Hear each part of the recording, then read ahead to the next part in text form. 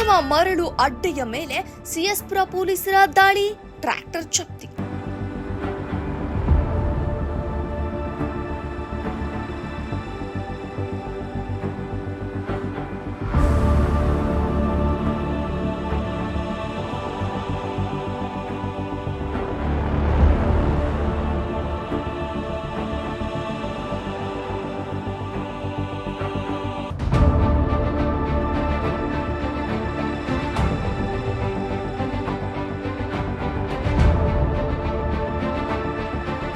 ಗುಬ್ಬಿ ತಾಲೂಕಿನ ಸಿಎಸ್ಪುರ ಪೊಲೀಸ್ ಠಾಣಾ ವ್ಯಾಪ್ತಿಯ ಜನ್ನೇನಹಳ್ಳಿ ಗ್ರಾಮದಲ್ಲಿ ಕಳೆದ ಒಂದು ವಾರದಿಂದ ಶಿಂಷಾ ನದಿಯಲ್ಲಿ ಅಕ್ರಮವಾಗಿ ಮರಳು ಸಾಗಾಟ ಮಾಡುತ್ತಿರುವ ಬಗ್ಗೆ ಸಾರ್ವಜನಿಕರಿಂದ ಬಂದ ಮಾಹಿತಿಯನ್ನಾಧರಿಸಿ ಕಾರ್ಯಾಚರಣೆ ನಡೆಸಿದ ಸಿಎಸ್ಪುರ ಪೊಲೀಸ್ ಠಾಣೆಯ ಪಿಎಸ್ಐ ಧರ್ಮಾಂಜಿ.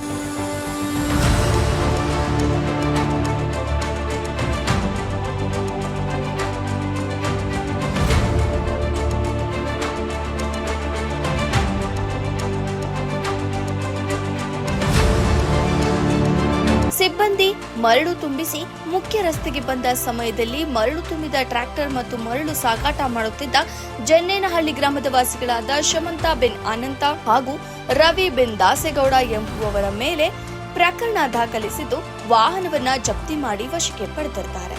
ಈ ಸಂದರ್ಭದಲ್ಲಿ ಸಿಬ್ಬಂದಿಗಳಾದ ರಾಜು, ಸಿದ್ದರಾಜು, ವೀರಣ್ಣಗೌಡ ಹಾಜರಿದ್ದರು.